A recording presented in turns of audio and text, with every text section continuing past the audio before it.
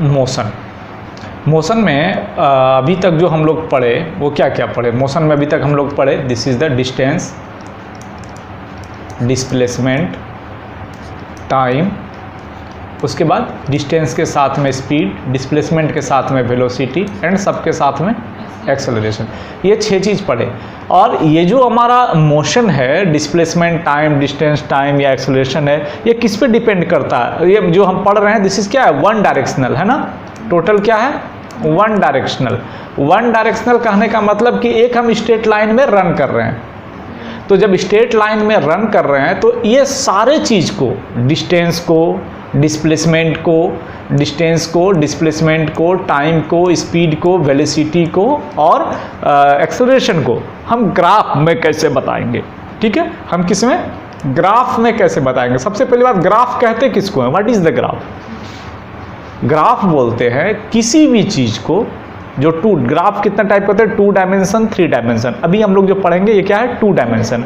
हम लोग बच्चा हैं अभी, जब बड़े होइएगा 12 के बाद तब 3 डायमेंशन है। आप लोग के क्लास में 3 डायमेंशन है नहीं। तो जो ग्राफ है 2 डायमेंशन, डायमेंशन का मतलब होता है लंबाई और चौड़ाई। आप लोग पढ़े होंगे क्लास में, देखिए इस तरह के हम लोग ग्राफ बनाते हैं। ये क्या है? This is the centre axis. इसमें 2 डायमेंशन होता है। एक डायमेंशन ये है जिसको एक्स एक्सिस बोलते हैं और एक डायमेंशन ये है जिसको वाई एक्सिस बोलते हैं। नीचे वाले को वाई डाइस और इधर वाले को एक्स डाइस। ये डाइस क्या है? कुछ नहीं है। इधर यहाँ से ओल्ड से लेके जो राइट साइड में जितना दूर हम जाएंगे इसको क्या बोलते हैं? पॉजिटिव। और इससे लेफ्ट साइड जितना दूर हम जाएंगे इसको बोलते हैं निगेटिव। इस सेंटर से ऊपर जितना हम जाएंगे इसको बोलते हैं पॉजिटिव, नीचे जितना जाएंगे इसको बोलते हैं निगेटिव। बस ग्राफ यही है। अब इस ग्राफ में आप distance, time, displacement, speed, velocity सबको पुट करके आप जान सकते हैं, समझ सकते हैं कि हम मतलब कोई भी कैलकुलेशन निकाल सकते हैं। अभी हम लोग जो पढ़ने का कोशिश करेंगे this is the displacement time graph. अब आप पढ़े थे ना डिस्प्लेसमेंट और टाइम के साथ में किसका रिलेशन था? वेलोसिटी का था ना। दिस इज द डिस्प्लेसमेंट बटे टाइम। तो डिस्प्लेसमेंट और टाइम के साथ जो ग्राफ निकलेंगे हम लोग पढ़ेंगे उसका रिजल्ट जो निकलेगा वो क्या कहलाएगा? वो रिजल्ट कहलाएगा वेलोसिटी। तो ये अभी सिंपल सा चीज़ देख लीजिए। ये जो आपका है इसको अगर आप आगे बढ़ा दीजिए, एक ग्राफ का अगर हम एग्जांपल मिलें, ये एक्स एक्सिस का इधर वाला लाइन है और ये वाई एक्सिस का नीचे वाला लाइन। हम पॉजिटिव एक्सिस में इसलिए पढ़ते हैं कि हमारा सारा डाटा क्या रहता है? पॉजिटिव में दिया रहता है, निगेटिव में तो दिया रहता नहीं मैक्सिमम। तो पॉजिटिव में ये वाला एक्सिस, यहाँ देखिए एक्सिस में यहाँ से यहाँ तक पॉजिटिव है और यहाँ से यहाँ तक पॉजिटिव है। तो यहाँ पर भी यहाँ से यहाँ तक पॉजिटिव है और ये पॉजिटिव है। ठीक है, तो अभी आप देखिए इसमें कि हम जब डिस्प्लेसमेंट टाइम ग्राफ पढ़ेंगे तो डिस्प्लेसमेंट को कहाँ लिखेंगे ग्राफ में और टाइम को कहाँ लिखेंगे? सबसे इम्पॉर्टेंट ये है हम लिखेंगे कहाँ। तो डिस्प्लेसमेंट टाइम में लिखने के लिए आपका जो वाई एक्सिस है, ये ऊपर वाला एक्सिस है, दिस इज द डिस्प्लेसमेंट और डिस्टेंस जो भी इसको लिखेंगे। चूँकि यूनिडायरेक्शनल है इसलिए हम लोग डिस्प्लेसमेंट लिखते हैं और जो एक्स एक्सिस है इसको हम लोग डिनोट करते हैं टाइम से। तो डिस्प्लेसमेंट या डिस्टेंस क्या है? डिस्टेंस है, इसका यूनिट क्या हो जाएगा? इसका यूनिट हो जाएगा मीटर और टाइम का यूनिट क्या हो जाएगा? सेकेंड। ऐसा यूनिट हम लोग सेकेंड लेते हैं।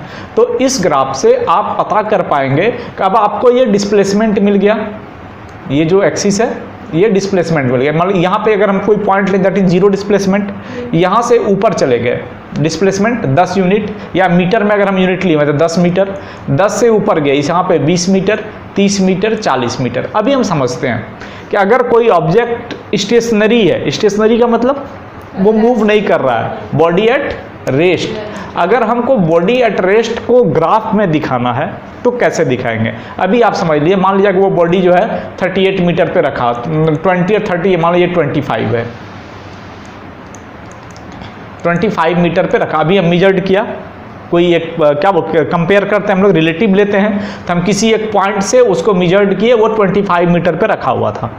और पहला 1 सेकेंड बाद फिर मेजर्ड करने गए, वो सेम जगह पे था। 2 सेकेंड बाद फिर उसका लेंथ मेजर्ड किए, डिस्टेंस, वो सेम 25 मीटर पे था। 3 सेकेंड बाद गए, सेम जगह पे था। आफ्टर 8 सेकेंड गए, उसका डिस्टेंस सेम 25 मीटर मिटा। दैट मीन्स कि वो हमको क्या बताएगा कि वो बॉडी मूव नहीं कर रहा है, ओनली टाइम बढ़ रहा है। यानी जो बॉडी टाइम के साथ मूव नहीं करे उसको क्या बोलते हैं? Body at rest. तो डिस्प्लेसमेंट टाइम ग्राफ में अगर किसी स्टेशनरी ऑब्जेक्ट का या बॉडी एट रेस्ट का हमको ग्राफ दिखाना है तो क्या दिखाएंगे? सिंपल सा कोई एक एक्सिस बनाएंगे, जैसे मान लिया जाए ये हम एक्सिस लिए हुए थे, तो इसमें हमको बॉडी एट रेस्ट दिखाना है। तो हम स्टार्टिंग में देखें ये 10 मीटर पे ये बॉडी रखा हुआ था और 1 second 2 second 3 second 4 second 5 second जितना भी टाइम बढ़ते जाए उसका डिस्टेंस बढ़ नहीं रहा है। दैट मीन्स हमारा ग्राफ कैसा बनेगा? एक स्ट्रेट लाइन। तो एक्स एक्सिस के साथ, ये कौन सा एक्सिस है? एक्स एक्सिस के साथ अगर displacement time graph straight line हो, यानी पैरेलल टू एक्स एक्सिस अगर निकल जाए तो हमारा बॉडी क्या होगा? Body at rest. Then body at rest. समझ गए? ये आपका ग्राफ। अभी हम एक दूसरा कंडीशन लेते हैं with for uniform velocity. Uniform velocity, what is the meaning of uniform velocity? कल पढ़े थे ना, इक्वल डिस्प्लेसमेंट, वेलोसिटी लिए हैं तो डिस्प्लेसमेंट कवर्ड या travelled in equal interval of time, है ना। अभी हम एक ग्राफ लेते हैं, जैसे कि ये ग्राफ है हमारा, मान लीजिए ये 0 0 है। ये वाला एक्सिस क्या दिखा रहा है आपको? टाइम। और ये वाला एक्सिस क्या दिखा रहा है? डिस्प्लेसमेंट।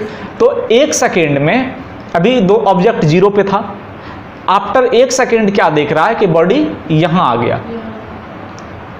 तो इसका जब डिस्टेंस हमको मेजर कर रहा है तो इसके डिस्टेंस का ग्राफ ये था, देखा 10 मीटर आया। फिर आफ्टर 2 सेकेंड देख रहा है बॉडी कहाँ आ गया?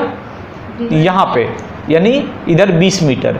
3 सेकेंड बाद देख रहा है बॉडी कहाँ आ गया? यहाँ पे 30 मीटर। यानी कि प्रत्येक 1 सेकेंड पे कितना दूरी बढ़ रहा है? 10 का। यानी इक्वल इंटरवल ऑफ टाइम में डिस्प्लेसमेंट जो कवर्ड हो रहा है इक्वल हो रहा है। Then this is the uniform velocity, यानी ग्राफ ऑफ यूनिफॉर्म वेलोसिटी। यानी ग्राफ ऑफ यूनिफॉर्म वेलोसिटी कैसा दिखाएगा? अगर आपका ये डिस्प्लेसमेंट का है वाई एक्सिस और ये टाइम का है, अगर ये इक्वल इंटरवल आप लेके चले हुए हैं, ये भी इक्वल इंटरवल लेके चले हुए हैं, तो इसके जो डायगोनली, यानी कितना डिग्री ये वाला?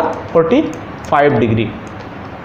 पूरा 90 होता है ना, बीच से निकलेगा 45। अगर ऐसा ग्राफ आए, this is the graph of uniform velocity. ये यूनिफॉर्म वेलोसिटी है डिस्प्लेसमेंट टाइम ग्राफ का। ठीक। तीसरा कंडीशन क्या हो सकता है? एक तो बॉडी रेस्ट में है, दूसरा बॉडी यूनिफॉर्मली मूव कर रहा है, तीसरा क्या हो सकता है? नॉन यूनिफॉर्मली मूव करेगा, कभी तेज कभी धीरे, कभी स्पीड, कभी कम कभी अधिक। तो उसका ग्राफ कैसा बनेगा? तो जब हम एक्स एक्सिस पे लिए हुए हैं, दिस इज द टाइम, हाँ, और ये डिस्प्लेसमेंट, ये 0 0, 1 सेकेंड 2 सेकेंड 3 सेकेंड 4 सेकेंड, मान ली 4 लेते हैं। पहला सेकेंड में वो 10 मीटर दूरी गया, बॉडी कहाँ आ गया?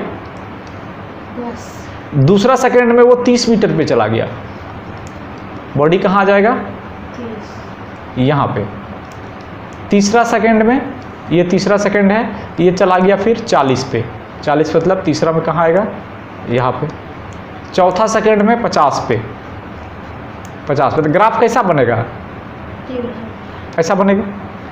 अगर ग्राफ डिस्प्लेसमेंट और टाइम के बीच का कर्व बने, जैसे यहाँ पे आप देख रहे हैं, 1 सेकेंड में 10 गया, 1 सेकेंड में गया ही नहीं, दूसरा सेकेंड में 10 है, कहाँ है? दूसरा सेकेंड में 10, तीसरा सेकेंड में नहीं, 5वां सेकेंड में चला आया 30, 7वां सेकेंड में आया 50। तो इस तरह से ग्राफ कैसा बना? This is the curve.